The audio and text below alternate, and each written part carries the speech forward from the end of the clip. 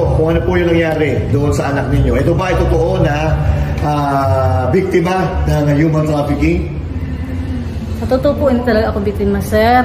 Kasi yung kahapon, nasyak lang ako nang dumating ako doon ng daming pulis at saka nandiyan anak ko na umiyak. So, sabi ko niya sa akin ng pulis at saka na doon, labas muna kami kasi mag-uusap kami ng anak ko. Kasi yun, dinala kami doon sa office ng police station ng Sasa. Tapos, anong oras yung mag-gabi, kinuha nila yung anak ko na interview daw doon sa hindi sinabi pala na press con. Pinatawag siya ni sir na Tory. So hindi na alam ng anak ko na press conference na pala yun.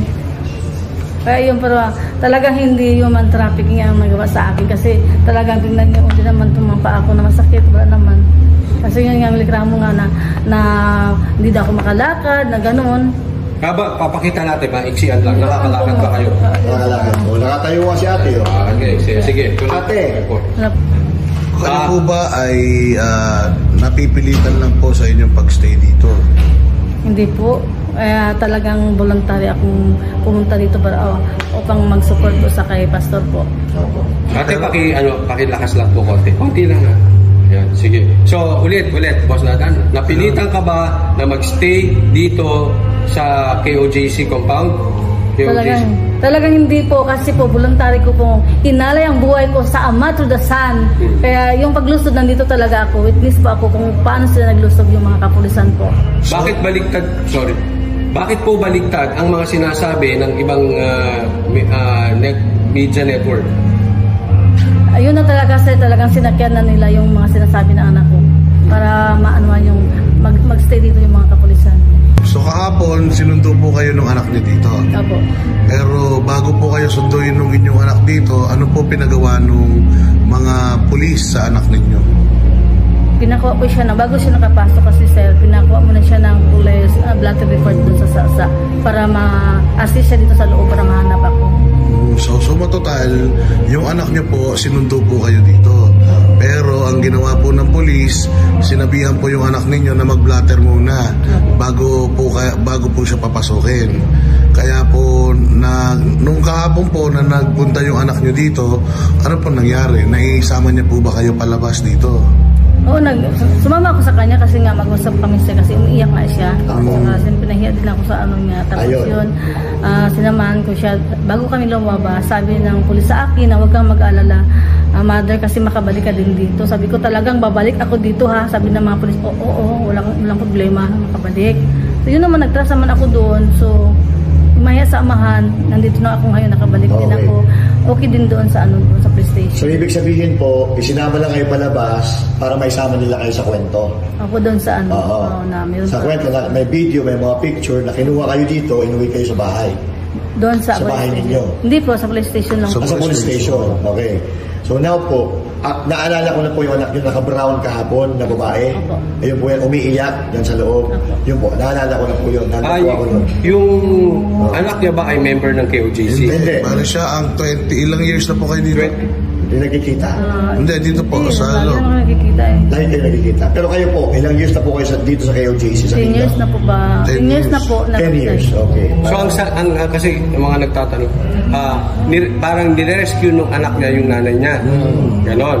So bakit umiiyak yung anak ninyo at kayo ba'y talaga na-rescue or ginagawa ng kwento ito ng mga pulis kasi yun nga, hindi mahanap si pastor at gumagawa silang issue? Kasi po parang talagang umiyak din siya kasi yung hindi nga ako mapunta. At saka siyempre sa mga miscommunication, kaya umiyak siya. Oo. Pero okay naman kasi nakita naman kami. So, yun lang talaga. May ano din siya, yung pressure din siya na hindi niya ako kagad nakita. Kaya yun, umiyak na siya. So yung anak niyo po, nagpunta kahapon sa Camp Katitipan para sa press con. Hindi po ba kayo kasama doon? Hindi po. So talagang dahil meron siyang blatter, kaya sinama po siya ng mga polis doon para sa press con.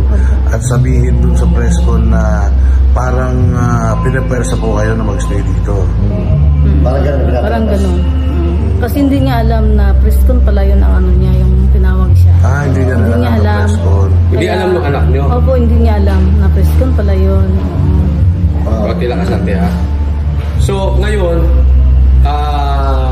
ano kalagayan ng anak niya? Tanggap niya na nasa KOJC kayo na ngayon? Opo, tanggap niya kasi kanina. Ay, yung kagabi pa, sabi ng pulis sa akin, kasi gusto ko nang bumalik dito po kasi ayaw ko nang mag-umaga pa kasi okay naman yun. Sabi ng anak ko na doon kayo matulog sa quarter niya, sa tinitira niya mo ng, kasi nandito sa Davao. Hindi na ako pumayag, sir. Sabi ko, dito ako alis, pupunta na ako doon sa sa KOJC. Huwag na ako pumunta kung saan-saan pa dito. So, okay naman, tamang-tama din na nandun yung anak ko na isa. Okay, so ibig sabihin po, maluwag sa kalooban ng anak ninyo yung pagbalik niyo po dito sa Kingdom of Jesus Christ. Umalis naman siya, okay naman siguro. Okay, okay, malinaw. Malinaw. Malinaw po yan. Wala pong human trafficking na nangyayari. Malinaw po yung kwento ni ate, yung anak po niya, ang kwento ng pulis, yung anak niya nagpunta dito para i-rescue si nanay Jenny Lee. Pero si nanay, masaya po dito sa loob. Isinama si nanay palabas, papunta sa police station para siguro kuhanan ng salaysay or palabasin na, tingnan nyo, inirescue namin si nanay dahil hinahanap ng anak.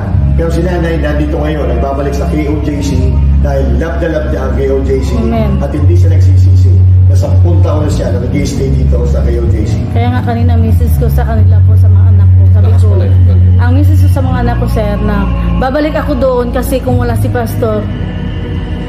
pastor, ang buhay natin, wala talagang kaluwasan, walang Kaya yun, inahalay ko yung buhay ko para sa atin lahat po. Kaya naintindihan ako ng mga anak ko. Ilan taon na po yung anak ninyo? 28 po. 20. Okay, so may question pa kayo, Musta? Ayun, mensahe na lang po doon sa mga media na tinitwist yung issue at pinalalabas na kayo po ay sapilitan na nandirito or pinag-stay dito, pinagbabantay at kayo po ay against your will, in-hold nila dito. Ang mga mensahe ko po sa lahat ng mga media na kung ano man, binaliktad ba yung mga story, ang akin lang po na talagang hindi totoo yung mga sinasabi nila po. Ginamit lang ang anak ko para po mag-stay pa yung dito mga pulis po. Parang ganun talaga po. Na ganun. Okay? So, sa madaling salita, masasabi nyo na sinungaling si Torre. Sinungaling talaga, sir. Sinungaling talaga. So, fabricated yung istorya ni Torre. Gawa-gawa lang yung istorya ni Torre. Gawa-gawa lang, sir. Para makapag-stay sila dito. Opo. Magkaroon sila ng rason para makapag-stay dito sa loob.